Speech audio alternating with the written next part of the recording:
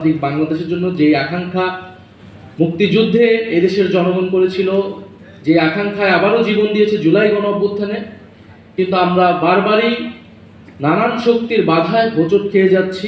আমরা দেখেছিলাম মুক্তিযুদ্ধের পরে যে গণতন্ত্র প্রতিষ্ঠার কথা ছিল, সেই গণতন্ত্র স্বপ্নকে, সেই আকাঙ্ক্ষাকে কবর রচনা করে বাকশাল প্রতিষ্ঠা করেছিল তৎকালীন সরকার শেখ মুজিবুর রহমান। এবং পরবর্তীতে আমরা 16 বছরেও এই একই জিনিস দেখলাম।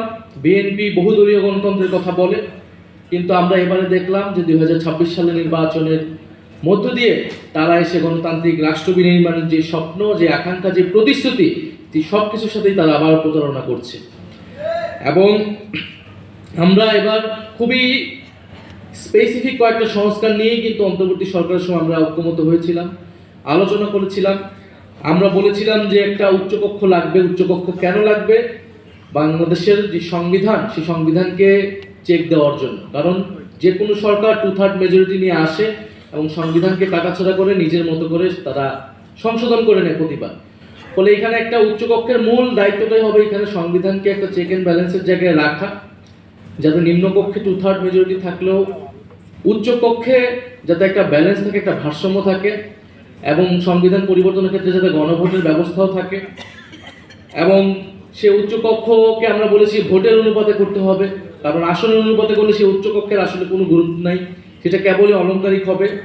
আমরা সাংবিধানিক প্রতিষ্ঠানগুলোর যাতে দলীয় নিয়োগ না হয়, নির্বাহী বিভাগের অধীনে যাতে না থাকে, প্রধানমন্ত্রীর কর্তৃত্বে যাতে না থাকে, আমাদের নির্বাচন কমিশন যাতে নিরপেক্ষভাবে নিয়োগ হয়, আমাদের পিএসসি দুদক যাতে নিরপেক্ষভাবে নিয়োগ হয়, আমরা সেটার জন্য দাবি জানিয়েছিলাম, ঐক্যমত হয়েছিলাম। তত্ত্বাবধায়ক সরকার ব্যবস্থা, যেটার জন্য গত 16 বছর ধরে আন্দোলন হয়েছে এত, সেই তত্ত্বাবধায়ক সরকার যাতে প্রতিষ্ঠিত হয় নির্বাচনকালীন সময়, এবং সেটা যাতে নিরপেক্ষভাবে প্রতিষ্ঠিত হয়, সর্বদলের সম্মতিতে প্রতিষ্ঠিত হয়, এরকম একটা ব্যবস্থা। এবং সবচেয়ে গুরুত্বপূর্ণ বিচার বিভাগ পৃথকীকরণ।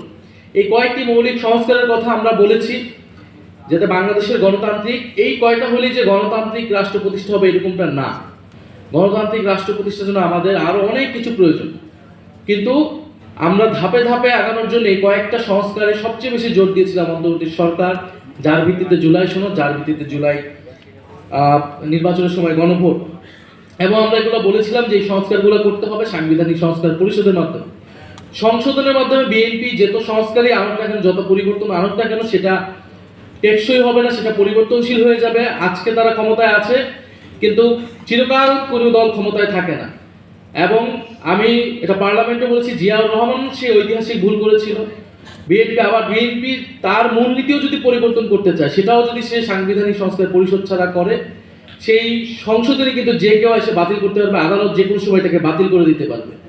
ফলে এইখানে আসলে 72-এর সংবিধানের এই যে ধারাবাহিকতার নামে এইখানে আওয়ামী লীগের যে আদর্শ, আওয়ামী লীগের যে রাজনীতি, সেই রাজনীতিকে পুনঃপ্রতিষ্ঠা করার বা বারবার ফিরে আসার একটা দরজা সবসময় খোলা রাখা হচ্ছে। এবং বিএনপি এবার বুঝে হোক না বুঝে হোক এই কাজটা করছে। ফলে এই কারণে আমরা বলেছি যে যে কোনো একটা টেকসই সংস্কার, একটা নতুন যাত্রা করার জন্য আমাদের সাংবিধানিক সংস্কার পরিষদ লাগবে। নোট অফ ডিসেন্টের কথা অনেকবার এসেছে, জুলাই সনদ বনাম আদেশকে পরিণত করা হয়েছে। নোট অফ ডিসেন্ট যে কোনো সিদ্ধান্তে আপনারা দেখবেন যে পার্লামেন্টে অনেকগুলো সিদ্ধান্ত হয়েছে, সেখানে অনেক বিরোধিতা আছে, অনেকের বক্তব্য আছে এই সিদ্ধান্তের সাথে আমি একমত না, বা এই সিদ্ধান্ত এরকম হতে পারত। তার সেই নোট অফ ডিসেন্টগুলো লিখিত হয়, রেকর্ডেড হয়, কিন্তু সিদ্ধান্ত কিন্তু পাস হয়ে যায়। নোট অফ ডিসেন্ট ঠিক এরকম একটা জায়গায় নোট অফ ডিসেন্ট দেওয়াই হয়েছিল, যেটা একটা হিস্টোরিক্যাল ডকুমেন্ট হিসেবে, রেকর্ড হিসেবে থাকবে। এটা কোনো সিদ্ধান্তে কোনো প্রভাব বিস্তার করবে, কিন্তু জুলাই সনদ যেদিন স্বাক্ষর হয় সেদিন আলাদা করে নোট লেখা হয়েছে সবগুলো, যে তার মানে যেই দল আসবে সেই দল নিজেরাই সংস্কার করবে তাদের মতো করে। তাহলে তো এই ঐক্যমতের বা জুলাই সনদের কোনো আসলে বাস্তবতা থাকে না, প্রাসঙ্গিকতা থাকে না। সেই জায়গা থেকেই জুলাই আদেশ দেওয়া হয়, যে সেই জায়গা থেকে গণভোট দেওয়া হয়, এবং গণভোটের মাধ্যমে কিন্তু জুলাই আদেশ জনগণের সম্মতি পেয়েছে। কারণ এই গণভোটেই জনগণ জুলাই আদেশ মানে কি মানে না সে কথা স্পষ্টভাবে বলা হয়েছে। আরেকটি বিষয় যেটা আমরা এখন আলোচনা আসলে সেটা হচ্ছে জুলাই ঘোষণাপত্র।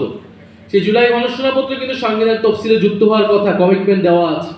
সেই বিষয়ে আমরা সরকারকে এখনো কথা বলতে শুনিনি। সর্বোপরি আমি কথা বাড়াবো না, একটা কথা বলে শেষ করব, যে গণতান্ত্রিক রাষ্ট্র বিনির্মাণের লড়াই যদি বারবার হোঁচট খায়, তাহলে মানুষকে বারবার আবার রাজপথে নামতে হবে, আবার আন্দোলন সংগ্রামে যেতে হবে, যেটা আমরা চাই না। আমরা চাই দেশের স্থিতিশীলতার স্বার্থেই এই গণতান্ত্রিক সংস্কারগুলো করে আমরা সামনের দিকে আগাতে চাই। আমার সাথে গতকাল একজনের দেখা হয়েছে, যিনি বলেছেন যে তিনি কখনোই ভোট দেন নাই বা ভোট দেওয়ার সুযোগ সে পান নাই। তিনি ঢাকায় থাকেন, কিন্তু তার ভোট হচ্ছে বা তিনি ভোটার হয়েছেন চট্টগ্রামে, কারণ এক সময় তিনি চট্টগ্রামে থাকতেন। তো কখনো ভোট দেওয়া হবে বা ভোট দেওয়ার আগ্রহ হয়নি দেখে সেটি ভোটার তিনি কখনো ঢাকায় চেঞ্জ করেন।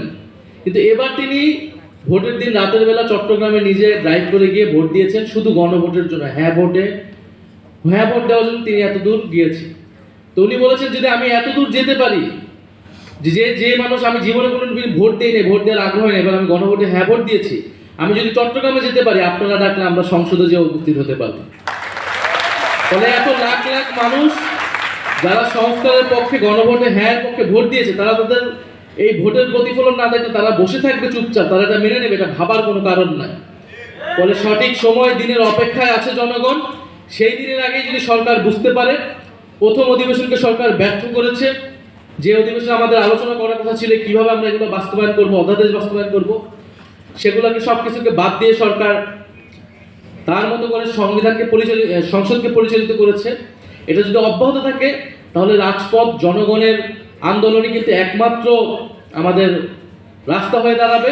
তার আগে যাতে সরকার নিজেদের ভুল বুঝতে পারে এবং গুরুত্বপূর্ণ এই যে সংস্থাগুলো, সেই সংস্থাগুলো বাস্তবায়ন করে। আমি আবারও আজকে যারা আলোচনা করেছেন, আমি সবার নাম নিচ্ছি না সময়ের কারণে, এবং সারাদিন ব্যাপী যারা আলোচনা অংশ নিয়েছেন, আয়োজক ছিলেন, তাদের সবাইকে ধন্যবাদ এবং কৃতজ্ঞতা জানাচ্ছি।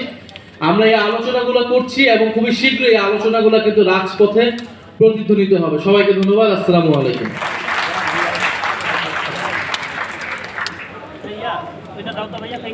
ধন্যবাদ জনাব নাহিদ ইসলাম এমপি, আহ্বায়ক জাতীয় নাগরিক পার্টি।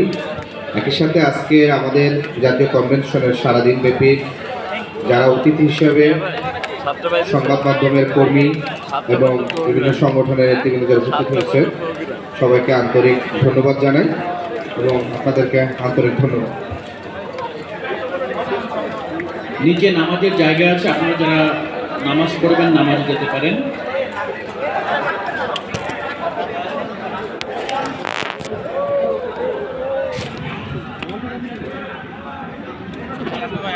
আসেন।